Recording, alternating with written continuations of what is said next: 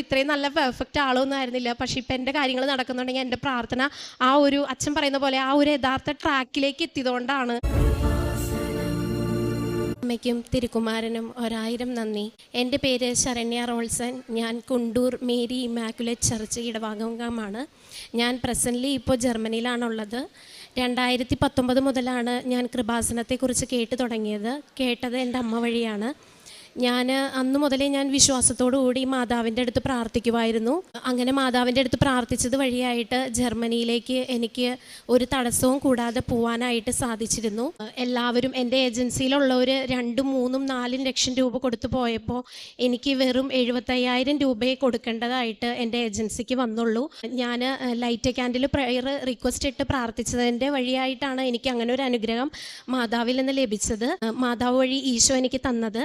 അതിന് ഞാൻ മാതാവിന് 1000 നന്ദി പറയുന്നു.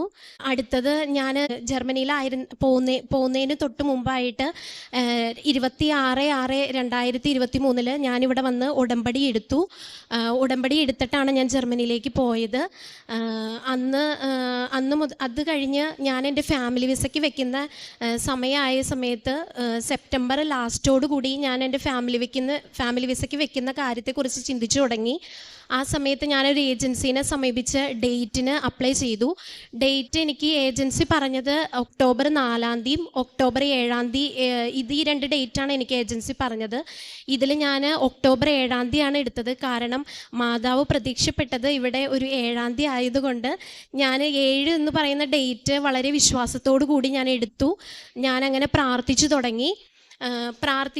ഞാനപ്പോൾ ഒക്ടോബർ മാസം ഞാൻ മാതാവിൻ്റെ കൊന്തമാസം ആയതുകൊണ്ട് ഞാൻ മാതാവിനോട് ഞാൻ വാക്ക് കൊടുത്തു. മാതാവെ, നല്ല ആത്മാർത്ഥതയോടുകൂടി ഞാൻ പ്രാർത്ഥിച്ചോളാം. ഒരുപാട് പേർക്ക് ഫാമിലി വിസയ്ക്ക് ജർമ്മനിയിൽ വെച്ചിട്ട് ഒരു വർഷം വരെ വെയിറ്റ് ചെയ്ത് നിൽക്കുന്ന ഫ്രണ്ട്സിനെ ഞാൻ കണ്ടിട്ടുണ്ട്. അപ്പോൾ അതിൻ്റെ ഇടയിൽ നിന്നുകൊണ്ടാണ് ഞാൻ മാതാവിനോടുള്ള ഈ വിശ്വാസത്തിൽ ഞാനിങ്ങനെ പ്രാർത്ഥിക്കാൻ തുടങ്ങിയത്. അങ്ങനെ ഞാൻ ഒക്ടോബർ 7 എൻ്റെ വിസയ്ക്ക് വെക്കാനായിട്ടുള്ള പേപ്പേഴ്സ് കളക്ട് ചെയ്തുകൊണ്ടിരിക്കുന്ന സമയത്താണ് ഞാൻ അറിഞ്ഞത് ഇതിനകത്ത് ഏറ്റവും ഇമ്പോർട്ടൻ്റ് ആയിട്ടുള്ള എൻ്റെ സാലറി സ്ലിപ്പുകൾ എൻ്റെ കയ്യിൽ നിന്ന് മിസ്സായി എന്നുള്ളത്. അപ്പം ഞാൻ ജർമ്മനിയിൽ ചെന്ന് കഴിഞ്ഞ് ഞാൻ ഒരു വർഷം കഴിഞ്ഞപ്പോൾ വേറൊരു ഹോസ്പിറ്റലിലേക്ക് ഞാൻ ചേഞ്ച് ചെയ്തായിരുന്നു. അപ്പോൾ എനിക്ക് വെക്കേണ്ട പേ സ്ലിപ്പുകളെല്ലാം തന്നെ എൻ്റെ പഴയ ഹോസ്പിറ്റലിലെയാണ്. അപ്പം ഞാൻ ആകെ ടെൻഷനായി. എൻ്റെ ഫ്രണ്ട്സിനോടൊക്കെ ചോദിച്ചു ഞാനിനി എന്താ ചെയ്യുക. എനിക്കൊരു ഐഡിയയും കിട്ടുന്നില്ല. കാരണം എനിക്കെൻ്റെ വീട്ടിലെല്ലാവരോടും പറയാൻ പേടിയായിരുന്നു. കാരണം ആരോട് പറഞ്ഞു കഴിഞ്ഞ് കഴിഞ്ഞാലും പെട്ടെന്ന് എല്ലാവരും ദേഷ്യപ്പെടും. അപ്പോൾ എനിക്കത് ടെൻഷനായിട്ട് ഞാൻ മാതാവിനോട് ശക്തമായിട്ട് പ്രാർത്ഥിച്ചുകൊണ്ട് ഞാൻ മാതാവിനോട് പറഞ്ഞു, മാതാവി, നിന്നോട് ചോദിച്ചിട്ട് ഞാൻ ഡേറ്റ് എടുത്തത്. ഞാൻ നിൻ്റെ ഉടമ്പടിയിലാണ്. അപ്പോൾ എനിക്ക് ഓരോന്നും വഴി കാണിച്ച് നടത്തി തരേണ്ടത് മാതാവ് തന്നെയാണ്. അപ്പം ഞാൻ മാതാവിനോട് പ്രാർത്ഥിച്ചിട്ട് ഞാൻ ഒക്ടോബർ 1 ഞാൻ എൻ്റെ പഴയ ഹോസ്പിറ്റലിലേക്ക് വിളിക്കുന്നത്. അപ്പോൾ ഹോസ്പിറ്റലിലേക്ക് വിളിച്ച് കഴിഞ്ഞപ്പോൾ ഒരു അന്ന എന്ന് പറയുന്ന ഒരു മേഡമാണ് ഫോൺ എടുത്തത്. മേഡം എൻ്റെ അടുത്ത് ഇങ്ങനെ ചോദിച്ചു, എൻ്റെ ഡീറ്റെയിൽസൊക്കെ ചോദിച്ചു. അപ്പോൾ ഞാൻ പറഞ്ഞു, ഞാൻ ഇന്ന ആളാണ്, ഇന്ന നാളിൽ ഞാൻ അവിടുന്ന് റിസൈൻ ചെയ്തതാണ്. എനിക്കപ്പോൾ ഫാമിലി വിസയ്ക്ക് വെക്കാൻ വേണ്ടിയിട്ട് എൻ്റെ ഇന്ന സ്ലിപ്പുകൾ വേണമെന്ന് പറഞ്ഞു. അപ്പോൾ എൻ്റെ പേ സ്ലിപ്പുകളുടെ കേസിൽ പുള്ളിക്കാരി എന്നോട് പറഞ്ഞത്, ശരണ്യ, നമുക്ക് പേ സ്ലിപ്പുകൾ ഇവിടുന്ന് ഇഷ്യൂ ചെയ്യാൻ പറ്റില്ല. കാരണം നീ ഇവിടുന്ന് റിസൈൻ ചെയ്ത് പോകുന്നതോടുകൂടി നിൻ്റെ ഇവിടുത്തെ ജോബ് ID വന്നിട്ട് ലോക്കായി പോവുകയാണ്. പിന്നെ അത് ആർക്കും തന്നെ തുറക്കാൻ പറ്റില്ല. അപ്പോൾ പേ സ്ലിപ്പ് നമുക്ക് ഇഷ്യൂ ചെയ്യാൻ പറ്റില്ല. നിൻ്റെ ടാക്സിൻ്റെ പേപ്പർ വേണമെന്നുണ്ടെങ്കിൽ നമ്മൾ ഇഷ്യൂ ചെയ്ത് തരാം എന്ന് പറഞ്ഞു. അപ്പം ഞാൻ അവരുടെ അടുത്ത് പറഞ്ഞു, ഓക്കെ, എന്നാൽ അതെങ്കിൽ അത്. അപ്പം ഞാൻ മാതാവിൻ്റെ മുൻപിൽ നിന്നുകൊണ്ട് മാതാവിൻ്റെ കണ്ണിലേക്ക് നോക്കി, ഉണ്ണീശോൻ്റെ മുഖത്തേക്ക് നോക്കിക്കൊണ്ടാണ് എൻ്റെ റൂമിൽ പ്രയർ ചെയ്യുന്നത്. ഒരു ഹോളി ഫാമിലിയുടെ രൂപമാണ്. അപ്പം ഞാൻ മാതാവിൻ്റെ ഉണ്ണീശോൻ്റെ രൂപത്തിലേക്ക് നോക്കിയതുകൊണ്ടാണ് ഞാൻ സംസാരിക്കുന്നത്. കാരണം ജർമ്മൻ എത്രത്തോളം എനിക്കറിയാമെന്നുള്ളത് എനിക്കേ അറിയത്തുള്ളൂ. അപ്പോൾ നമ്മൾ നേരിട്ട് സംസാരിക്കുന്നതും ഫോണിൽ കൂടെ സംസാരിക്കുന്നതും രണ്ടും രണ്ടാണ്. അപ്പം ഞാൻ ഫോൺ ചെയ്യുന്നതിന് മുമ്പ് തന്നെ എൻ്റെ ഉടമ്പടി തൈലം എടുത്തിട്ട് എൻ്റെ ചെവിടിൻ്റെ 2 സൈഡിലും നെറ്റിയിലും കുരിശടയാളം വരച്ച് പ്രതീക്ഷീകരണ പ്രാർത്ഥന ചൊല്ലിയാണ് ഞാൻ ഇവരെ വിളിക്കുന്നത് തന്നെ. അപ്പോൾ ഇവർ പറയുന്നതെല്ലാം എനിക്ക് മനസ്സിലായി, നല്ല ക്ലിയർ ആയിട്ട് മനസ്സിലാവുന്നുണ്ടായിരുന്നു. സാധാരണ നമുക്ക് ജർമ്മനിയിലുള്ളവർക്കറിയാം, നമ്മൾ ചെന്ന് എന്തായാലും ഒരു 2-3 വർഷം നമ്മൾക്ക് അവർ പറയുന്നതെന്ന് ഒരു 75% നമുക്ക് മനസ്സിലായാൽ നമ്മൾ ലക്കിയാണെന്ന് പറയാം. അപ്പം എനിക്ക് അന്ന് അവർ സംസാരിച്ച എല്ലാം തന്നെ മനസ്സിലായി. അപ്പോൾ അവർ എൻ്റെ അടുത്ത് മെയിൽ ID പറഞ്ഞു. ഞാൻ ആ മെയിൽ ID എഴുതിയെടുത്തു. ഞാനിങ്ങനെ ഒരു റിക്വസ്റ്റ് അവർക്ക് സെൻഡ് ചെയ്തിട്ടു. അത് കഴിഞ്ഞ് കഴിഞ്ഞിട്ട് പിന്നെ ഞാൻ അവർക്ക് എൻ്റെ മെയിൽ ID കറക്റ്റായിട്ടാണോ എൻ്റെ അഡ്രസ്സ് കിട്ടിയെന്ന് അറിയാൻ ഇവരെ വിളിച്ചിട്ട് ഇവരെൻ്റെ ഫോൺ എടുക്കുന്നില്ലായിരുന്നു. കാരണം ഫുൾ എൻഗേജ്ഡ് ആയിരുന്നു. അപ്പോൾ എനിക്കന്ന് ഈവനിങ് ഡ്യൂട്ടി ഉണ്ട്. ഞാൻ മാതാവിനോട് കൊന്ത ചൊല്ലി പ്രാർത്ഥിച്ച് പ്രതീക്ഷീകരണ പ്രാർത്ഥന ചൊല്ലി വളരെയധികം സങ്കടത്തോടു കൂടി ഞാൻ എൻ്റെ ഡ്യൂട്ടിയിലേക്ക് പോയത്.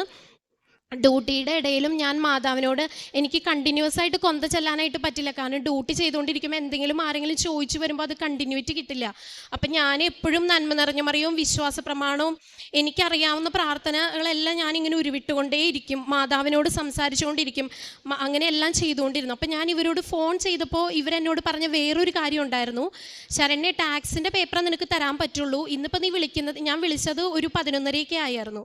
അപ്പോൾ അവരെന്നോട് പറഞ്ഞു, ഇന്നിപ്പോൾ ഓൾറെഡി പോസ്റ്റ്മാൻ വന്നിട്ട് എല്ലാ പേപ്പേഴ്സും എടുത്തുകൊണ്ട് പോയി, പോസ്റ്റ് സെൻഡ് ചെയ്യേണ്ടതെല്ലാം എടുത്തുകൊണ്ട് പോയി. അപ്പോൾ ഇന്നിപ്പോൾ നിനക്ക് ഞങ്ങൾ ആ പേപ്പർ, ടാക്സിൻ്റെ പേപ്പർ കളക്ട് ചെയ്ത് ഇന്ന് മെയിൽ ബോക്സിൽ ഇട്ട് കഴിഞ്ഞ് കഴിഞ്ഞാലും നിനക്ക് അവിടെ അത് റിസീവ് ആകാൻ 4-ാം തീയതിയാണ്. കാരണം 3-ാം തീയതി അവിടെ ജർമ്മനിയിൽ പബ്ലിക് ഹോളിഡേ ആണ്. അപ്പോൾ അതുകൊണ്ട് അവരെൻ്റെ അടുത്ത് അങ്ങനെ പറഞ്ഞായിരുന്നു. അപ്പം ഞാനത് മാതാവിനെ ഏൽപ്പിച്ചു കൊടുത്തിട്ടാണ് ഞാൻ ഡ്യൂട്ടിക്ക് പോകുന്നതും പ്രാർത്ഥിക്കുന്നതും എല്ലാ കാര്യങ്ങളും ചെയ്യുന്നത്. അന്ന് വൈകിട്ട് ഡ്യൂട്ടി കഴിഞ്ഞ് വരുമ്പോഴും എനിക്കൊരു മനസ്സമാധാനം ഇല്ലായിരുന്നു. ഞാൻ ഡ്യൂട്ടി കഴിഞ്ഞ് വന്ന് എത്ര രാത്രിയായാലും ഞാൻ കൊന്ത എത്തിക്കാതെ ഞാൻ കിടക്കത്തില്ല. അപ്പം ഞാനന്ന് കൊന്ത എത്തിച്ച് എൻ്റെ പേഴ്സണൽ പ്രയർ എല്ലാം കഴിഞ്ഞ് കഴിഞ്ഞപ്പോൾ ഞാൻ മാതാവിനോട് കരഞ്ഞ് പ്രാർത്ഥിച്ചു. മാതാവേ, നിന്നോട് അനുവാദം ചോദിച്ചിട്ടാണ് ഞാൻ എല്ലാ കാര്യങ്ങളും ചെയ്തത്. പലരുടെയും കാര്യങ്ങളിൽ ഇടപെടുന്നത്, ഇവിടുത്തെ ഒരു സാക്ഷ്യം ഞാൻ മുടങ്ങാതെ കേൾക്കും. അപ്പം ഞാൻ മാതാവിൻ്റെ അടുത്ത് പറഞ്ഞു, പല അത്ഭുതങ്ങളും ഞാൻ കണ്ടിട്ടുള്ളതാണ്. അപ്പം എൻ്റെ ജീവിതത്തിൽ നീ എന്താ അത്ഭുത പ്രവർത്തിക്കുക എനിക്ക് വേണ്ടിയെന്ന് ഞാൻ മാതാവിനോട് ഇങ്ങനെ ചോദിച്ചിട്ടാണ്, കരഞ്ഞിട്ടാണ് ഞാൻ അന്ന് കിടന്നുറങ്ങുന്നത്. സാക്ഷ്യങ്ങളെല്ലാം കേട്ട് കൊന്ത വയ്ക്കും, ഇവിടുത്തെ പ്രാർത്ഥനകളെല്ലാം ലൈവ് വെച്ച് അങ്ങനെ ഞാൻ കിടന്നുറങ്ങാറ്. അങ്ങനെ ഞാൻ കിടന്നുറങ്ങി. അന്ന് എനിക്ക് ശാന്തമായിട്ട് ഉറങ്ങാൻ പറ്റി. സാധാരണ ഒരു ടെൻഷൻ ഉണ്ടെങ്കിൽ എനിക്കങ്ങനെ കിടന്നുറങ്ങാൻ പറ്റില്ല. ഞാൻ പാതിരാത്രി ആയാലും വെളുപ്പിനായാലും ഈ കാര്യം ഇങ്ങനെ ആലോചിച്ച് കിടക്കാറ പതിവ്. പക്ഷെ അന്ന് എന്നെ പെട്ടെന്ന് മാതാവ് ഉറക്കി. അത് കഴിഞ്ഞ് പിറ്റേ ദിവസം രാവിലെ എഴുന്നേറ്റു. 3 മണിക്ക് എൻ്റെ വെളുപ്പിനത്തെ കരുണ ജപമാലയും അതുപോലെ എൻ്റെ പ്രതീക്ഷീകരണ പ്രാർത്ഥനയും ചൊല്ലി കഴിഞ്ഞ് കഴിഞ്ഞപ്പോൾ എൻ്റെ മാതാവ് എൻ്റെ മനസ്സിൽ എന്നോട് പറയാണ്, അത് മാതാവാണെന്ന് എനിക്കപ്പം മനസ്സിലായില്ല. എനിക്ക് ഫസ്റ്റ് അനുഭവമായിരുന്നു അത്. എൻ്റെ അടുത്ത് പറഞ്ഞു, നീ നിൻ്റെ പോസ്റ്റ് ബോക്സ് പോയി നോക്കണം എന്ന് പറഞ്ഞു. അപ്പോൾ എനിക്കപ്പോൾ അപ്പം മനസ്സിലായില്ല. ഞാൻ കരുതി എപ്പോഴും ഞാനിത് പിന്നെ ആലോചിക്കുന്നത് കൊണ്ട് എൻ്റെ മനസ്സ് എന്നോട് പറയുന്നതാവാം എന്ന് വിചാരിച്ചിട്ട് ഞാൻ എൻ്റെ കുർബാനയും ഓൺലൈനിൽ ഞാൻ കുർബാനയൊക്കെ കൂടി ഡ്യൂട്ടിക്ക് പോകാനായിട്ട് അന്ന് പതിവ് പോലെ ഞാൻ ഇറങ്ങി കഴിഞ്ഞ് കഴിഞ്ഞപ്പോൾ ഡ്യൂട്ടിക്ക് വേണ്ടി ഞാൻ ഇറങ്ങുമ്പോൾ എൻ്റെ മനസ്സിൽ വീണ്ടും എന്നോട് പറയാണ്, നിൻ്റെ അടുത്ത് പോസ്റ്റ് ബോക്സ് നോക്കാനാ പറയണേ എന്നിങ്ങനെ പറഞ്ഞു. അപ്പം ഞാൻ താഴേക്ക് ഇറങ്ങി ചെന്നപ്പോൾ എൻ്റെ പോസ്റ്റ് ബോക്സ് തുറന്നു കഴിഞ്ഞ് കഴിഞ്ഞപ്പോൾ ഞാൻ പഴയ ജോലി ചെയ്ത ഹോസ്പിറ്റലിലെ ഒരു എൻവലപ്പ് കവറാണ്. അപ്പം അതിൻ്റെ കളർ എനിക്ക് കാണുമ്പോൾ അറിയാം അതൊക്കെ കിടക്കുന്നത്. അത് എടുത്ത വഴി എൻ്റെ മനസ്സിൽ പറയാണ്, നീ വലിയൊരു അത്ഭുതം കാണുമെന്ന്. ഞാനത് എടുത്ത് പൊട്ടിച്ച് തുറന്ന് നോക്കിയപ്പോൾ ഞാൻ ആ ഹോസ്പിറ്റലിൽ ജോയിൻ ചെയ്തപ്പോൾ മുതലുള്ള എല്ലാ പേ സ്ലിപ്പുകളും എൻ്റെ ടാക്സിൻ്റെ പേപ്പറുമാണ് അതിനകത്ത് വന്ന് കിടക്കുന്നത്. അപ്പോൾ അവിടുത്തെ ഹോസ്പിറ്റലിലെ എൻ്റെ HR ഡിപ്പാർട്ട്മെൻറ്റിലെ ഹെഡ് എന്നോട് പറഞ്ഞതാണ്, ശരണ്യ, ഓൾറെഡി പോസ്റ്റ്മാൻ എല്ലാം എടുത്തിട്ട് പോയി, നിനക്ക് ഇനി 2-ാം തീയതിയാണ് അവിടെ നിന്ന് അവർ എടുക്കത്തുള്ളൂ എല്ലാ പോസ്റ്റുകളും, 3-ാം തീയതി ഹോളിഡേ ആണ്, 4-ാം തീയതിയാണ് ഇനി നിനക്കത് കിട്ടത്തുള്ളൂ എന്ന് പ്രത്യേകം പറഞ്ഞതാണ്. അപ്പോൾ വേറെ ആർക്കും എൻ്റെ എടുക്കാൻ പറ്റാത്ത പേ സ്ലിപ്പ് എനിക്ക് എൻ്റെ അക്കൗണ്ട് ഓപ്പൺ ചെയ്ത് എനിക്ക് എടുത്തു തന്നത് എൻ്റെ മാതാവാണെന്ന് ഞാൻ ഉറച്ച് വിശ്വസിച്ചു. അന്ന് മുതൽ ഞാൻ എൻ്റെ കൂട്ടത്തിൽ ജോലി ചെയ്യുന്ന എല്ലാവരോടും ഞാൻ ഈ സാക്ഷ്യം പറയും. അപ്പം തന്നെ ഞാൻ പറഞ്ഞായിരുന്നു, റൂമിൽ തൊട്ടപ്പുറം ഇപ്പുറയുള്ള ചേച്ചിമാരുടെ അടുത്തൊക്കെ ഞാൻ പറഞ്ഞു, ചേച്ചി, എനിക്ക് വലിയൊരു അത്ഭുതമുണ്ട്, മാതാവ് എൻ്റെ പോസ്റ്റ്മാനായി. എല്ലാവർക്കും പല രീതിയിലാണ് ഇവിടെ പറയുന്നത് കേൾക്കുന്നത്. പക്ഷെ ഞാൻ പറയുന്നത് മാതാവ് എൻ്റെ പോസ്റ്റ്മാനായിട്ട് വന്നു എന്നുള്ള ഒരു സാക്ഷ്യമായിട്ടാണ് ഞാൻ എല്ലാവരോടും പറഞ്ഞുകൊണ്ടിരുന്നത്. അന്ന് എന്നും കൊന്ത ചൊല്ലുമ്പോൾ ഞാൻ ഈ സാക്ഷി ഇങ്ങനെ പറയും. എന്നിട്ട് ഞാൻ മാതാവിനോട് പറയും, മാതാവ്, എനിക്കിങ്ങനെ ആൾക്കാരുടെ മുമ്പിൽ നിന്ന് വർത്താനം പറയാൻ പേടിയുള്ള ഒരാളാണ്. ഈ സാക്ഷ്യം എനിക്ക് അവിടെ വന്ന് നിന്ന് ധൈര്യപൂർവ്വം പറയാൻ പറ്റണം എന്ന് ഞാൻ മാതാവിനോട് പറഞ്ഞ് എന്നും പ്രാർത്ഥിക്കുമായിരുന്നു. അത് കഴിഞ്ഞ് ഞാൻ എൻ്റെ പേപ്പേഴ്സ് എല്ലാം സബ്മിറ്റ് ചെയ്തു. പേപ്പേഴ്സ് സബ്മിറ്റ് ചെയ്ത് ഒക്ടോബർ 7-ാം തീയതി സബ്മിറ്റ് ചെയ്തു. ഞാൻ നന്നായി പ്രാർത്ഥിക്കുമായിരുന്നു. പേഴ്സണൽ പ്രെയർ ഞാൻ അത്രയധികം ആത്മാർത്ഥമായിട്ട് ചെയ്യുമായിരുന്നു. ഞാൻ മുട്ടേ കുത്തി നിന്നിട്ടേ ഞാൻ അച്ഛൻ്റെ ഉടമ്പടി പ്രാർത്ഥന കൂടത്തുള്ളൂ. അത് ഞാൻ മുന്നേ കേട്ടിട്ടുള്ളൊരു സാക്ഷ്യമാണ് ഒരു ആൻറ്റി പറയുന്നത്. ആ ആൻറ്റിക്ക് ഇതുപോലെ പ്രത്യേകമായിട്ടൊരു അത്യാവശ്യം വന്നപ്പോൾ ആ ആൻറ്റി മുട്ടയെ കുത്തി നിന്ന് ആ ഉടമ്പടി ധ്യാനം മൊത്തം കൂടിക്കഴിഞ്ഞപ്പോൾ ആൻറ്റിയുടെ കാര്യം നടന്നത്. അപ്പം ഞാനും അതുപോലെ അന്ന് മുതൽ മുട്ടയെ കുത്തി നിന്നിട്ട് ഞാൻ മാതാവിൻ്റെ ഉടമ്പടി ധ്യാനങ്ങളെല്ലാം കൂടാൻ തുടങ്ങി. അത് കൂടിക്കഴിയുമ്പോൾ എനിക്ക് ഓരോരോ നല്ല വാർത്തകളാണ് കേൾക്കുന്നത്. അപ്പം എനിക്ക് ത്രില്ലായി തുടങ്ങി, അത് ചെയ്യാനായിട്ടുള്ള എനർജിയും എനിക്ക് കൂടി തുടങ്ങി. അപ്പം ഞാൻ അച്ഛൻ്റെ എന്ത് പ്രയർ വന്നു കഴിഞ്ഞ് കഴിഞ്ഞാലും എനിക്ക് അപ്പം തന്നെ ലൈവായിട്ട് കൂടണം. ഉടമ്പടി ധ്യാനം എനിക്ക് മോർണിംഗ് ഡ്യൂട്ടി ആണെന്നുണ്ട്, എനിക്ക് ചൊവ്വാഴ്ച മോർണിംഗ് ഡ്യൂട്ടി ആണെങ്കിൽ എനിക്ക് സങ്കടമാണ്. അല്ലെങ്കിൽ എനിക്ക് ഇഷ്ടമാണ് മോർണിംഗ് ഡ്യൂട്ടിക്ക് പോകുന്നത്. മോർണിംഗ് ഡ്യൂട്ടി കഴിഞ്ഞ് കഴിഞ്ഞാൽ നമ്മൾ പിന്നെ ഫ്രീ ആണ്. പക്ഷേ എനിക്ക് ചൊവ്വാഴ്ച ദിവസം വന്നിട്ട് ഈവനിങ് ഡ്യൂട്ടി വരുമ്പോൾ എനിക്ക് ഭയങ്കര ഇഷ്ടമാണ്. മോർണിംഗ് ഡ്യൂട്ടി ആണെങ്കിൽ എനിക്ക് സങ്കടമാണ്, ഈവനിങ് ഡ്യൂട്ടി ആണെങ്കിൽ എനിക്ക് ഭയങ്കര സന്തോഷമാണ്. പിന്നെ അതുപോലെ ഞാൻ ഫാസ്റ്റിംഗ് എടുത്തിട്ടേ ഉടമ്പടി ധ്യാനം കൂടാറുള്ളൂ. അതുപോലെ ഞാൻ എന്തെങ്കിലും ഒരു കാര്യം പറയുന്നതിന് ഉത്തരവായിട്ട് അച്ഛനെ എനിക്ക് അപ്പം തന്നെ അച്ഛൻ്റെ ടോക്കിൽ എനിക്കത് വെളിപ്പെടുത്തി തരും മാതാവ്. അതെനിക്ക് മനസ്സിലാവുമ്പോൾ എനിക്ക് ഭയങ്കര ഇൻട്രസ്റ്റ് ആണെന്ന് പറഞ്ഞാൽ ഞാൻ ആത്മാവിൽ ഞാൻ വളരെയധികം സന്തോഷിച്ചാണ് ഞാൻ ഇവിടുത്തെ ഓരോ പ്രാർത്ഥനകളും കൂടാറ്. ഇവിടുത്തെ ഡെയിലി ബ്രെഡിൻ്റെ പ്രാർത്ഥനകളെ ആയാലും ഞാൻ കൂടുന്നത് എനിക്ക് വളരെയധികം സന്തോഷത്തോടു കൂടിയാണ്. അങ്ങനെ ഞാൻ ഒക്ടോബർ 7-ാം തീയതി ഫാമിലി വിസയ്ക്ക് വെച്ചിട്ട് കഠിനമായിട്ട് ഞാൻ നിന്ന് നന്നായിട്ട് പ്രാർത്ഥിക്കാൻ തുടങ്ങി. എൻ്റെ കൂടെ വേറെയും 2 ചേച്ചിമാർ വെച്ചിട്ടുണ്ടായിരുന്നു. ഒരു ചേച്ചി ഞങ്ങളിലും മുമ്പ് വെച്ചതാണ്. ആ ചേച്ചിക്ക് വരാഞ്ഞിട്ട് ആ ചേച്ചി ഒത്തിരി സങ്കടത്തിലും ഒക്കെ ആയിരുന്നു, വിസ വരുന്നില്ല എന്ന് പറഞ്ഞുകൊണ്ട്. അപ്പം ഞാൻ മാതാവിനോട് പ്രാർത്ഥിച്ചു, മാതാവേ വരുമ്പോൾ എനിക്ക് മാത്രമല്ല എൻ്റെ കൂടെയുള്ള ബാക്കി 2 ചേച്ചിമാർക്കും വരണം. കാരണം എൻ്റെ ഫാമിലി വരുമ്പോൾ ഞാൻ എത്രത്തോളം സന്തോഷിക്കുമോ അതുപോലെ തന്നെ അവരുടെയും ഫാമിലി വരുമ്പോൾ അവർ സന്തോഷിക്കും. അപ്പം ഞങ്ങളുടെ 3 പേരുടെയും ഒരുമിച്ചാണെങ്കിൽ അതെന്തൊരു സന്തോഷമായിരിക്കും എന്ന് ഞാൻ മാതാവിനോട് പറഞ്ഞ് തന്നെ ഞാൻ പ്രാർത്ഥിക്കുമായിരുന്നു. അതുപോലെ ഒക്ടോബർ 30-ാം തീയതി ഞങ്ങളുടെ 3 പേരുടെയും ഫാമിലി വിസ വന്നത് ഒരേ സമയത്താണ്. ഞങ്ങളുടെ 3 പേരുടെയും ഫാമിലി വിസ വന്നത്. എൻ്റെ വിസ എനിക്ക് ഉച്ചയ്ക്ക് തന്നെ അറിയാനായിട്ട് സാധിച്ചു. ഞാൻ മോർണിംഗ് ഡ്യൂട്ടി കഴിഞ്ഞ് വന്നപ്പോൾ തന്നെ എന്നെ ഹസ്ബൻഡ് വിളിച്ചിട്ട് പറഞ്ഞു നമ്മുടെ ഇങ്ങനെ വിസ വന്നിട്ടുണ്ടെന്ന്. അപ്പം ഞാൻ എൻ്റെ അടുത്ത് എൻ്റെ കൂടെയുള്ള ചേച്ചി പറയാതെ ഇപ്പം എനിക്ക് ആകെ മൊത്തത്തിൽ ടെൻഷനായി. ദൈവമേ ചേച്ചിയുടെ നാവുകൊണ്ട് ചേച്ചിയായിട്ട് തന്നെ മാതാവ് എന്നോട് പറയിപ്പിക്കണം, ഞാൻ ചേച്ചിയോട് ചോദിക്കത്തില്ല എന്നും പറഞ്ഞ് ഞാൻ അന്ന് 3 മണിക്ക് കരുണക്കൊന്ത ഉച്ചക്കലത്തെ ചൊല്ലിക്കൊണ്ട് ഞാൻ മുട്ടയിൽ നിന്ന് നിവർന്ന് കഴിഞ്ഞ് കഴിഞ്ഞപ്പോൾ ചേച്ചി എന്നെ വിളിച്ചും കൊണ്ട് പറഞ്ഞു, ചേച്ചി ഡ്യൂട്ടിക്കിടയിലായിരുന്നു, ചേച്ചി എന്നെ വിളിച്ചിട്ട് പറഞ്ഞു, ശരണ്യ എനിക്കും ഫാമിലി വിസ കിട്ടി, നീ നിൻ്റെ വിളിച്ച് ചോദിക്കുന്ന ചേച്ചി എൻ്റെ അടുത്ത് പറഞ്ഞു. അപ്പം എനിക്ക് ഭയങ്കര സന്തോഷമായി. ഞാൻ ചേച്ചിയോട് പറഞ്ഞു എൻ്റെയും വിസ വന്നു ചേച്ചി, ഞാൻ മാതാവിനോട് ഇങ്ങനെ പറഞ്ഞു വെച്ചേക്കുമായിരുന്നു, ചേച്ചി എന്നോട് പറയുന്നത് വരെ ഞാൻ എൻ്റെ ഇത് പറയില്ല എന്ന് ഞാൻ പറഞ്ഞു വെച്ചേക്കായിരുന്നു. വേറൊന്നുകൊണ്ടല്ല, ചേച്ചിയുടെ സങ്കടം എനിക്ക് കാണാൻ പറ്റാത്തതുകൊണ്ടാണ്. അങ്ങനെ അത് വലിയൊരു അത്ഭുതമായിട്ട് എൻ്റെ ജീവിതത്തിൽ നടന്നു. ഒക്ടോബർ 30-ാം തീയതി വിസ കിട്ടിയതാണെങ്കിലും ഞങ്ങൾ പോകുന്നത് ഡിസംബർ 3-ാം തീയതിയാണ്. കാരണം എനിക്ക് വെക്കേഷൻ അപ്രൂവായി കിട്ടിയത് ഈ നവംബർ 27-ാം തീയതിയിലേക്കായിരുന്നു. അപ്പം ഞാൻ പറഞ്ഞു, ഞാൻ സാക്ഷ്യം പറഞ്ഞിട്ട് അപ്പം എൻ്റെ കൂടെയുള്ള ചേച്ചിമാരുടെ ഫാമിലിയൊക്കെ വന്നു. അപ്പോൾ അവരെൻ്റെ അടുത്ത് പറഞ്ഞു, എനിക്ക് 2 കുഞ്ഞുങ്ങളാണ്. അപ്പോൾ എൻ്റെ അടുത്ത് പറഞ്ഞു, എടി അവരെല്ലാവരും ഒരുമിച്ച് വരും, അവരെല്ലാവരും കയറി വരട്ടെ. അപ്പം ഞാൻ പറഞ്ഞില്ല, എനിക്ക് സാക്ഷ്യം പറഞ്ഞിട്ടേ ഞാൻ അവരെ കൊണ്ടുവരുള്ളൂ.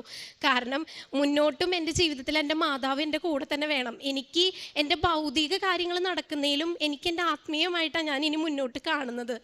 അപ്പോൾ അതുപോലെ ഞാൻ ഇന്ന് എൻ്റെ ഉടമ്പടി പുതുക്കി. ഞാൻ വെച്ചിരിക്കുന്നതിലൊന്നും എൻ്റെ ഭൗതിക കാര്യങ്ങളല്ല, എല്ലാം ഞാൻ എൻ്റെ ഒരു 5ാമത്തെ കാര്യമായിട്ടാണ് ഞാൻ എൻ്റെ ഒരു ഭൗതികമായിട്ടുള്ള കാര്യം വെച്ചിട്ടുള്ളൂ. ബാക്കി എല്ലാ കാര്യങ്ങളും ഞാൻ ആത്മീയമായിട്ടാണ് വെച്ചിരിക്കുന്നത്. ഞാൻ അത്രയും പ്രാർത്ഥിക്കുന്ന ഒരാളൊന്നുമല്ല.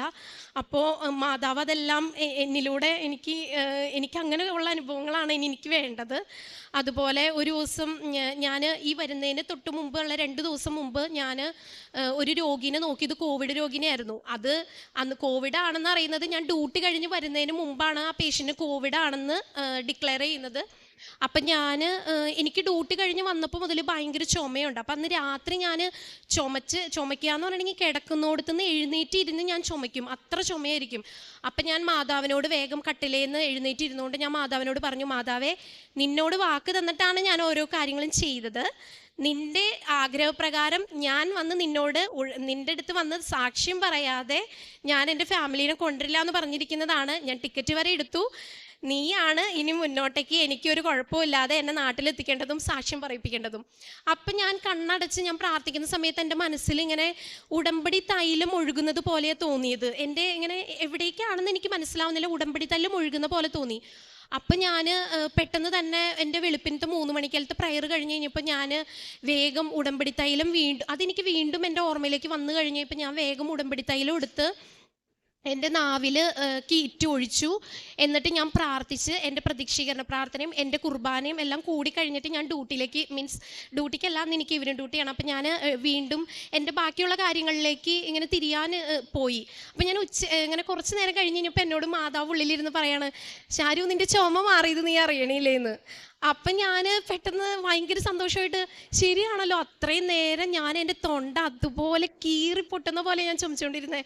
പെട്ടെന്ന് ഞാനിങ്ങനെ ഓർത്തു, എവിടെ പോയി എൻ്റെ ചുമ? ഞാൻ പെട്ടെന്ന് തന്നെ മാതാവിൻ്റെയും ഈശോൻ്റെയും മുമ്പിൽ പോയി നിന്ന് മാതാവിന് ഈശോനെ ഒത്തിരി നന്ദി പറഞ്ഞു. അതും ഒരു സാക്ഷ്യ രൂപേണ ഞാൻ അപ്പം തന്നെ ഞാൻ മാതാവിനോട് പറഞ്ഞു, ഇതുപോലെ ഇവിടെ നിന്ന് പറയുന്നത് പോലെ എനിക്ക് ഓരോ അനുഭവങ്ങൾ ഉണ്ടാകുമ്പോഴും ഞാൻ ഇതുപോലെ തന്നെ നിന്ന് ഞാൻ മാതാവിനോട് സാക്ഷ്യം പറയാം. എൻ്റെ പേര് മുതൽ തുടങ്ങി എല്ലാം ഞാൻ പറയുമായിരുന്നു. അതുപോലെ വേറൊരു കാര്യം എനിക്കുണ്ടായത്, എൻ്റെ മേമയുടെ വീട്ടിൽ ഒരു കുടുംബ പ്രശ്നം ഉണ്ടായിട്ട് മേമയുടെ മോൻ വീട്ടിൽ നിന്ന് ഇറങ്ങിപ്പോയായിരുന്നു. അവൻ ഡെഫ് ആൻഡ് ഡെമ്മാണ്. അപ്പോൾ അത് കാരണം ഇറങ്ങിപ്പോയപ്പോൾ എല്ലാവരും ടെൻഷൻ അടിച്ചായിരുന്നു. അപ്പോൾ എൻ്റെ അമ്മ വേഗം എന്നെ വിളിച്ച് പറഞ്ഞതിന് അപ്പോൾ തന്നെ ഞാൻ രാവിലെ തന്നെ എഴുന്നേറ്റ് വേഗം ലൈറ്റ് ക്യാൻഡിൽ പ്രയർ റിക്വസ്റ്റ് ഇട്ടു. ഞാൻ എന്നിട്ട് അപ്പം തന്നെ മുട്ടുകുത്തി കൊന്ത ചില്ലിക്കൊണ്ടിരുന്നപ്പോൾ എൻ്റെ അടുത്ത് മാതാവ് പറഞ്ഞു, 3 മണിന്ന് എനിക്ക് കാണിച്ചു തന്നു ഈവനിങ്. അപ്പം എന്നിട്ട് എൻ്റെ അടുത്ത് മാതാവ് പറയുകയും ചെയ്തു, നീ ഇത് നിൻ്റെ അമ്മേനെ വിളിച്ച് പറയണമെന്ന്. ഞാൻ അമ്മേനെ വിളിച്ചപ്പോൾ തന്നെ പറഞ്ഞു. അതുപോലെ 3 മണി വൈകിട്ടായപ്പോൾ അവൻ കയറി വന്നു. അവൻ തിരിച്ച് കയറി വന്നെങ്കിലും അവിടെ വഴുക്കോ കാര്യങ്ങളൊന്നും ഇല്ലാതെ അന്നത്തെ ദിവസം നീങ്ങിപ്പോയായിരുന്നു. പിന്നെ അതുപോലെ ഒരു കൊളീഗിൻ്റെ കൂടെ ഞാൻ ഡ്യൂട്ടി വാർഡിൽ, ഞാൻ എൻ്റെ ഡിപ്പാർട്ട്മെൻറ്റിൽ നിന്ന് വേറൊരു ഡിപ്പാർട്ട്മെൻറ്റിലേക്ക് ഡ്യൂട്ടിക്ക് വേണ്ടി പോയപ്പോൾ അവിടെ സഹായിക്കാൻ ചെന്ന സമയത്ത് ആ കൊളീഗ് ഭയങ്കര ദേഷ്യത്തോടു കൂടി പെരുമാറിയൊക്കെ ചെയ്തപ്പോൾ എനിക്ക് അന്ന് ഞാൻ നോക്കിക്കഴിഞ്ഞപ്പോൾ അടുത്ത ദിവസവും അവൻ്റെ കൂടെ തന്നെ ഡ്യൂട്ടി ഇട്ടാണ്. അപ്പോൾ എനിക്ക് ഭയങ്കര സങ്കടമായി. ഞാൻ മാതാവിൻ്റെ അടുത്ത് അപ്പം തന്നെ എൻ്റെ മനസ്സിൽ ഞാൻ വേഗം പ്രാർത്ഥിക്കും. മനസ്സിൽ മാതാവിനോട് പറഞ്ഞു, മാതാവേ ഞാൻ നാളെ ഡ്യൂട്ടിക്ക് വരത്തില്ല, ഞാൻ നാളെ എൻ്റെ അവധി വിളിച്ച് പറയും, ഞാൻ ലീവ് വിളിച്ച് പറയത്തേ ഉള്ളൂ, കാരണം എന്നെ കൊണ്ട് ഡ്യൂട്ടി ചെയ്യാൻ പറ്റത്തില്ല, അല്ലെങ്കിൽ നീ വന്ന് ഡ്യൂട്ടി ചെയ്യണം, എന്നെ കൊണ്ട് പറ്റത്തില്ല എന്ന് പറഞ്ഞു. എന്നിട്ട് ഞാൻ ഡ്യൂട്ടി കഴിഞ്ഞ് വീട്ടിൽ പോയി. അന്ന് ഈവനിങ്ങിൽ എൻ്റെ പ്രയറിലും ഞാൻ അങ്ങനെ തന്നെ പറഞ്ഞു. പിറ്റേ ദിവസം വെളുപ്പിന് 3 മണിക്ക് എഴുന്നേറ്റു. 3 മണിക്ക് പ്രയറത്തിന് എഴുന്നേറ്റ് കഴിഞ്ഞപ്പോൾ ഞാൻ മാതാവിനോട് പറഞ്ഞു, മാതാവേ നീ ഡ്യൂട്ടി ചെയ്യുമെന്നുള്ള ഉറപ്പിലാണ് ഞാൻ പോകുന്നതെന്ന്. അന്ന് അവിടെ ഡ്യൂട്ടിക്ക് ഞാൻ വളരെയധികം സങ്കടപ്പെട്ടാണ് ഞാൻ അവിടെ ചെന്നത്. പക്ഷെ ഡ്യൂട്ടിക്ക് ചെന്നപ്പോൾ മുതൽ എനിക്ക് ഭയങ്കര സന്തോഷം. എനിക്കറിയില്ല എന്താണെന്ന്. അവൻ ഭയങ്കര സൈലൻ്റായിട്ട് നടക്കുന്നു. ഞാൻ നോക്കിക്കഴിഞ്ഞ് കഴിഞ്ഞപ്പോൾ എൻ്റെ മെയിൻ ഇൻചാർജ് അന്ന് അവിടെ ഡ്യൂട്ടിക്ക് ഉണ്ട്. അപ്പോൾ എനിക്ക് അവരെ കണ്ടു കഴിഞ്ഞപ്പോൾ ഭയങ്കര സന്തോഷമായി. അവരെ കണ്ടപ്പോൾ ഞാൻ മാതാവിനെ കാണുന്നത് പോലെ എനിക്ക് ആ നേരത്ത് ഫീൽ ചെയ്യുന്നത്. ഞാൻ ഭയങ്കര ഹാപ്പി ആയിട്ട് എൻ്റെ പേഷ്യൻസിനോട് വർത്താനം പറഞ്ഞ് ഡ്യൂട്ടി ചെയ്തുകൊണ്ടിരിക്കുന്ന സമയത്ത് ഇവൻ എന്നോട് ദേഷ്യപ്പെടുന്നത് ഇൻചാർജ് നേരിട്ട് അവരുടെ മുന്നിൽ കണ്ടു കഴിഞ്ഞ് കഴിഞ്ഞപ്പോൾ ഇവനെ വിളിച്ച് ഇപ്പം ഞാൻ ചെന്ന് കംപ്ലൈൻറ്റ് പറയുന്നത് പോലെയല്ലല്ലോ ഒരാൾ നേരിട്ട് ഒരാളുടെ പ്രവൃത്തി കാണുന്നത്. അങ്ങനെ മാതാവ് കാണിച്ചു കൊടുത്തു. അവന് ലാസ്റ്റ് വാണിങ് കൊടുത്തു. അവൻ എൻ്റെ അടുത്ത് വന്ന് സോറിയൊക്കെ പറഞ്ഞ് അങ്ങനെ അത് കോംപ്രമൈസായി. പിന്നെ അന്ന് ഡ്യൂട്ടി ഓക്കെ ആയിട്ട് പോയായിരുന്നു. പിന്നെ എൻ്റെ പേഴ്സണൽ ലൈഫിൽ വന്ന അനുഭവങ്ങളെന്ന് ചോദിച്ചു കഴിഞ്ഞ് കഴിഞ്ഞാൽ ഞാൻ പ്രാർത്ഥിക്കുകയൊക്കെ ചെയ്യുമായിരുന്നു. പക്ഷെ പ്രാർത്ഥനയ്ക്ക് ആയിട്ടെന്ന് പറഞ്ഞ് അങ്ങ് ഭയങ്കര ആത്മാർത്ഥമായിട്ട് ഇരിക്കത്തില്ല. പ്രാർത്ഥിക്കും, എല്ലാവരും ഇരുന്ന് പ്രാർത്ഥിക്കുന്നത് പോലെ ഒരു ഉഴപ്പിയുള്ള പ്രയറൊക്കെ ആയിരുന്നു. പക്ഷെ ഇപ്പം അങ്ങനെയല്ല. ഞാൻ വളരെ സ്ലോ ആയേ ഞാൻ പ്രാർത്ഥന ചെല്ലുന്നതിൻ്റെ ഓരോന്നിൻ്റെയും അർത്ഥം അറിഞ്ഞുകൊണ്ടാണ് ഞാൻ ചെല്ലുന്നത്. എനിക്ക് ആത്മാർത്ഥമായിട്ട് ഇപ്പോൾ പ്രാർത്ഥിക്കാൻ സാധിക്കുന്നുണ്ട്. ഞാനിപ്പോൾ ആദ്യം ഫേസ്ബുക്ക്, ഇൻസ്റ്റഗ്രാം അങ്ങനെയുള്ള സോഷ്യൽ മീഡിയയൊക്കെ നോക്കിക്കൊണ്ടിരുന്ന ഞാൻ ഇന്ന് അങ്ങനെ സോഷ്യൽ മീഡിയയിലല്ല ഞാനിപ്പോൾ നോക്കുന്നത്. യൂട്യൂബിലെ ഞാൻ അച്ഛൻ്റെ എല്ലാ ധ്യാനങ്ങളും എല്ലാ സാക്ഷ്യങ്ങളും എല്ലാം ഞാൻ കാണുന്നത് യൂട്യൂബിലാണ്. ഞാനപ്പോൾ അങ്ങനെ എൻ്റെ ലൈഫ് ഇപ്പോൾ യൂട്യൂബിൽ അച്ഛൻ്റെ കൃപാസനത്തിലായിട്ട് ഞാനിപ്പോൾ ഒതുക്കി വെച്ചു. അങ്ങനെ എനിക്കതുപോലെ ഞാൻ ഒരു ദിവസം സാക്ഷ്യം കേട്ടുകൊണ്ട് ഇങ്ങനെ കേൾക്കുന്ന സമയത്ത് ഓരോ ചേച്ചിമാരിങ്ങനെ പറയുമായിരുന്നു സുഗന്ധാഭിഷേകം കിട്ടിയെന്നൊക്കെ. അപ്പോൾ ഞാൻ മാതാവിനോട് പറഞ്ഞു. അപ്പം തന്നെ മാതാവിൻ്റെ മുമ്പിൽ പോയി നിന്നിട്ട് ഞാൻ പറഞ്ഞു, മാതാവ് ഞാൻ എന്തോരം നന്നായിട്ട് പ്രാർത്ഥിക്കുന്നതാ, എനിക്ക് എന്നിട്ട് ഒരു സുഗന്ധാഭിഷേകവും ഇല്ല, എൻ്റെ മുന്നിൽ വരുന്നുമില്ല, ഒന്നുമില്ല എന്ന് പറഞ്ഞു. അത് കഴിഞ്ഞ് ഞാൻ വൈകിട്ടായി എൻ്റെ ബെഡിൽ കയറി കിടക്കുന്ന സമയത്ത് ഞാൻ എൻ്റെ വലതുവശത്തോട്ട് തിരിഞ്ഞു കിടന്നപ്പോൾ ഭയങ്കര മുല്ലപ്പൂവിൻ്റെ മണം. ആദ്യം എനിക്ക് മനസ്സിലായില്ല. അപ്പം ഞാൻ ശക്തിയായിട്ട് ഉള്ളിലേക്ക് വലിച്ചു കഴിഞ്ഞപ്പോൾ അത് ശരിക്കും മുല്ലപ്പൂ. അപ്പം ഞാൻ മാതാവിനോട് പറഞ്ഞു, മാതാവേ ഞാൻ പറഞ്ഞ അപ്പം തന്നെ നീ വന്നു, എനിക്ക് സന്തോഷമായി എന്ന് പറഞ്ഞു. പിന്നെ അതുപോലെ ഞാനൊരു ദിവസം ഡ്യൂട്ടിക്ക് പോകുന്ന സമയത്ത് എന്നും മോർണിംഗ് ഡ്യൂട്ടിക്ക് പോകുമ്പോൾ ഞാൻ ഞങ്ങളുടെ ചാപ്പലിൽ കയറി മാതാവിനോട് ഈശോനോടും പറഞ്ഞിട്ട് ഞാൻ അവരുടെ അടുത്ത് പറയും, ബാ നമുക്ക് ഒരുമിച്ച് പോയി ഡ്യൂട്ടി ചെയ്യാം. ഇങ്ങനെ പറഞ്ഞുകൊണ്ടാണ് ഞാൻ അവരെയും കൊണ്ടാണ് പോകുന്നത്. 2 വശത്തിന് 2 പേരെ നിർത്തിക്കൊണ്ടാണ് ഞാൻ ഡ്യൂട്ടിക്കെല്ലാം പോകുന്നത്. അപ്പോൾ പോകുന്ന സമയത്ത് ഞാൻ അങ്ങനെ പള്ളിയിലേക്ക് കയറി ചെല്ലുന്ന സമയത്ത് പള്ളി ലോക്ക് ചെയ്ത് കിടക്കുക. രാവിലെ 5:30 ആയപ്പോൾ തുറന്നിട്ടില്ല തുറക്കേണ്ട ആള്. അപ്പോൾ എനിക്ക് ഭയങ്കര സങ്കടമായി. ഞാൻ അതിൻ്റെ ലോക്കിൽ ഇങ്ങനെ പിടിച്ചുകൊണ്ട് ഞാൻ മാതാവിനോട് ഈശോനോടും പറഞ്ഞു, അയ്യോ എന്നാലും ഞാൻ ഇത്രയും പെട്ടെന്ന് വന്നിട്ട് എനിക്ക് നിങ്ങളെ കാണാൻ പറ്റാതെ, നമുക്ക് ഒരുമിച്ച് പോകാൻ പറ്റാതെ ഞാൻ ഒറ്റയ്ക്ക് പോകേണ്ട വരുമോ എന്നും പറഞ്ഞ് ഞാൻ ചെന്നു. ഞാൻ ചേഞ്ചിങ് റൂമിൽ ചെന്ന് കഴിഞ്ഞ് കഴിഞ്ഞപ്പോൾ ഭയങ്കര മുല്ലപ്പൂവിൻ്റെ മണം. അപ്പോൾ എൻ്റെ കൂടെ ഒത്തിരി കൊളീഗ്സ് ഡ്രസ്സ് ചേഞ്ച് ചെയ്യാനായിട്ട് അവിടെ ഉണ്ട്. എനിക്ക് ഇനി ആരെങ്കിലും സ്പ്രേ അടിച്ചതാണോ എനിക്കറിയില്ലല്ലോ. എൻ്റെ റൂമിലാണെങ്കിൽ എനിക്ക് പെട്ടെന്ന് വിശ്വാസമായിരുന്നു. പിന്നെ ഇവിടെ അങ്ങനെ എന്തെങ്കിലും ആണോ എന്ന് അറിയാൻ പാടാത്ത ഞാൻ ഫ്രണ്ട്സിനോട് ചോദിച്ചു, നിങ്ങൾ ആരെങ്കിലും നല്ല ജാസ്മിൻ്റെ സ്മെല്ല് വരുന്നുണ്ടോ എന്നിങ്ങനെ ചോദിച്ചപ്പോൾ എല്ലാവരും പറഞ്ഞു, ഓ വളരെ വൃത്തികെട്ട മണമാണ് വരുന്നത്, ഷൂവിൻ്റെ ഒക്കെയാ എന്നിങ്ങനെ പറഞ്ഞു. അപ്പം തന്നെ എനിക്ക് ഉറപ്പായി. ഞാനപ്പോൾ പെട്ടെന്ന് ഞാൻ മലയാളത്തിൽ, അവരെല്ലാവരും ജർമ്മൻസൊക്കെയാണ്, ഞാൻ വേഗം മലയാളത്തിൽ പറഞ്ഞു, മാതാവി നീ ഇവിടെ ഉണ്ടെന്ന് എനിക്ക് മനസ്സിലായി, നീ എൻ്റെ കൂടെ വന്നു എന്ന് മനസ്സിലായി, എനിക്ക് സന്തോഷമായി, എനിക്ക് സങ്കടമില്ല എന്ന് പറഞ്ഞു. അങ്ങനെ പ്രാർത്ഥനയിൽ ഒത്തിരി വളരാൻ സാധിച്ചു. കാരുണ്യ പ്രവൃത്തികൾ അതുപോലെ ഞാൻ ചെയ്യാറുള്ളത്, ആദ്യം എൻ്റെ കയ്യിൽ പൈസ എൻ്റെ വീടിൻ്റെ എൻ്റെ ഫാമിലിയുടെ ആവശ്യങ്ങൾക്ക് കഴിഞ്ഞിട്ട് ഞാൻ വേറെ എന്തെങ്കിലും ഒരു കാര്യത്തെപ്പറ്റി ചിന്തിക്കുള്ളായിരുന്നു. പക്ഷെ ഇന്ന് അങ്ങനെയല്ല. ഇന്ന് ഞാൻ ആർക്കെങ്കിലും വയ്യാന്നൊക്കെ ഞാനിങ്ങനെ അമ്മ വഴി ഇങ്ങനെ അറിയുവാണെന്നുണ്ടെങ്കിൽ അപ്പം തന്നെ ഞാൻ അവർക്ക് പൈസ ഇട്ട് കൊടുക്കും. എൻ്റെ കയ്യിലുണ്ടോ എന്ന് ഞാൻ ചിന്തിക്കാറില്ല. ഞാനപ്പം തന്നെ മാതാവിനോട് പറയും, മാതാവിനറിയാം എൻ്റെ കയ്യിൽ എത്ര രൂപയുണ്ടെന്ന്, ഞാനവർക്ക് ഇത്ര ഇട്ട് കൊടുക്കുകയാണ്. എൻ്റെ കാര്യം വരുമ്പോൾ എൻ്റെ മാതാവിനറിയാൻ നോക്കാനായിട്ട് ഞാൻ ഒത്തിരി സാക്ഷ്യങ്ങൾ അങ്ങനെ കേൾക്കുന്നതാണ്. അപ്പോൾ മാതാവിന് നോക്കാനറിയാം എന്ന് പറഞ്ഞുകൊണ്ടാണ് ഞാൻ പൈസ ഇട്ട് കൊടുക്കാറ്. ഇന്ന് വരെ പൈസയുടെ കാര്യത്തെടുത്തോളം ഒന്നും ഒരു മുട്ടും ദൈവം അനുഗ്രഹിച്ച് ജീവിതത്തിൽ വരുത്തിയിട്ടില്ല. ചിലപ്പോൾ ഞാൻ ഇങ്ങനെ പറഞ്ഞ് പ്രാർത്ഥിച്ച് ചെയ്യുന്നതുകൊണ്ടായിരിക്കും. അതുപോലെ ഞാൻ ആരെ കണ്ടു കഴിഞ്ഞ് കഴിഞ്ഞാലും ഞാൻ ദൈവത്തെ പറ്റിയും ഈശോനെ പറ്റിയും മാതാവിനെ പറ്റിയും സംസാരിക്കും. ഞാൻ ഫ്ലൈറ്റിൽ വരുന്ന സമയത്തും ഞാൻ ആൻറ്റിമാരുടെ അടുത്തൊക്കെ ഇരുന്ന് ഇതിനെപ്പറ്റി സംസാരിച്ചുകൊണ്ടിരിക്കുന്നു. ഓരോരുത്തരുടെ വിഷമങ്ങൾ പറയുമ്പോൾ, ആൻറ്റി അവിടെ പോയി ഉടമ്പടി എടുത്താൽ മതി. അപ്പോൾ ഓരോരുത്തർ എടുത്തുണ്ടായിരുന്നു മോളെ എന്ന് പറഞ്ഞു കഴിഞ്ഞാലും നിങ്ങളുടെ പ്രാർത്ഥന ശരിയാവാഞ്ഞിട്ടാണ്, നിങ്ങൾ ഒന്നും കൂടി ആത്മാർത്ഥമായിട്ട് പ്രാർത്ഥിച്ചു നോക്കൂ, നിങ്ങളുടെ കാര്യങ്ങൾ നടക്കും. ഞാനും ഇത്രയും നല്ല പെർഫെക്റ്റ് ആളൊന്നും ആയിരുന്നില്ല, പക്ഷെ ഇപ്പം എൻ്റെ കാര്യങ്ങൾ നടക്കുന്നുണ്ടെങ്കിൽ എൻ്റെ പ്രാർത്ഥന ആ ഒരു അച്ഛൻ പറയുന്ന പോലെ ആ ഒരു യഥാർത്ഥ ട്രാക്കിലേക്ക് എത്തിയതുകൊണ്ടാണ് എന്ന് ഞാൻ എല്ലാവരോടും പറയുമായിരുന്നു. യെശയ്യാ പ്രവാചകന്റെ പുസ്തകം 30-ാം അധ്യായം 20-ാം തിരുവചനത്തിൽ, നീ വലത്തോട്ടോ ഇടത്തോട്ടോ തിരിയുമ്പോൾ നിന്റെ കാതുകൾ പിന്നിൽ നിന്ന് ഒരു സ്വരം ശ്രവിക്കും, ഇതാണ് വഴി, ഇതിലേ പോവുക. ഉടമ്പടിയിലെ ജീവിതാനുഭവങ്ങൾ എന്ന് പറയുന്നത് അതൊരു പ്രത്യേക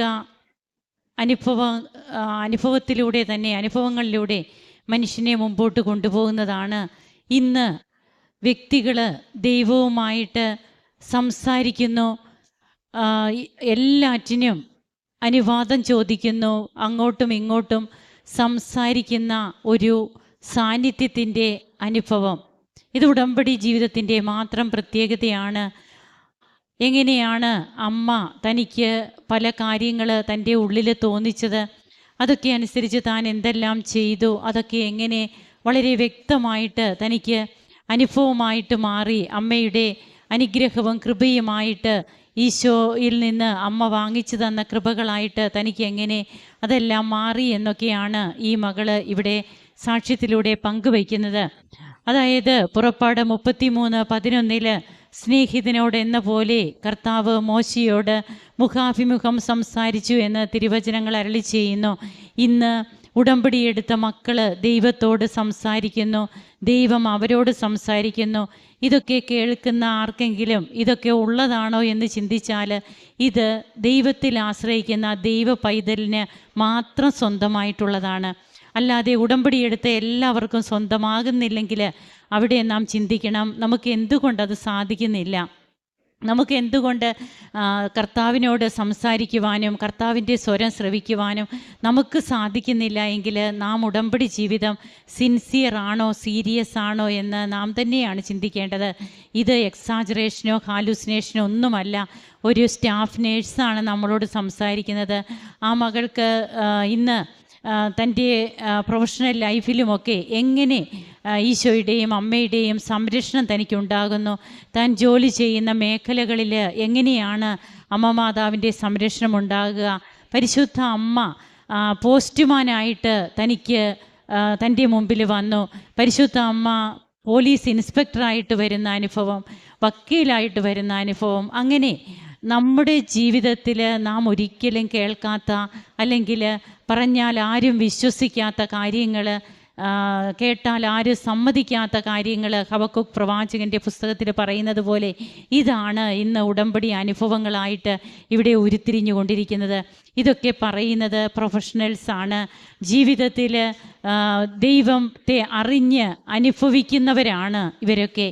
അതുകൊണ്ട് ഇന്ന് നാം എത്രമാത്രം ഇതൊക്കെ ഉണ്ടോ എന്ന് ഇവിടെ ഇരുന്ന് ആരെങ്കിലും ചിന്തിച്ചാൽ അത് ചിന്തിക്കുന്നവരുടെ മാത്രം ചിന്തയായിട്ട് മാറുന്ന ഒരു പ്രതിഭാസമാണ് ഇന്ന് ഉടമ്പടി അനുഭവങ്ങളിലൂടെ നമുക്ക് മനസ്സിലായിക്കൊണ്ടിരിക്കുക.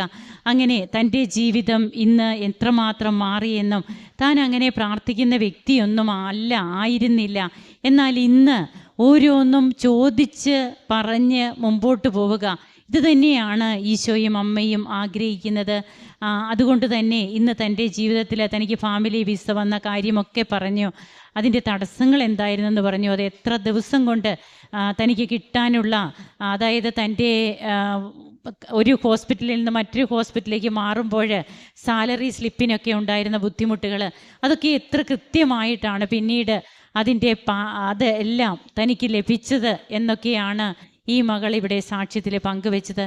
ഇതൊന്നും ദൈവം ഇടപെട്ടില്ലെങ്കിൽ തനിക്ക് ലഭിക്കില്ലായിരുന്നു എന്ന് ഉറക്കെ ലോകത്തോട് മൊത്തം പറയുമ്പോൾ തൻ്റെ ജീവിതത്തിൽ വന്ന മാറ്റങ്ങൾ, പേഴ്സണൽ ലൈഫിൽ വന്ന മാറ്റങ്ങൾ എല്ലാറ്റിനും നന്ദി പറയുന്ന ഈ മകളോടും കുടുംബത്തോടുമൊപ്പം നമുക്കും കരങ്ങളടിച്ച് ഈശോയ്ക്കും അമ്മയ്ക്കും നന്ദി പറയാം. യേശുവേ നന്ദി, യേശുവേ സ്തുതി, യേശുവേ ആരാധന.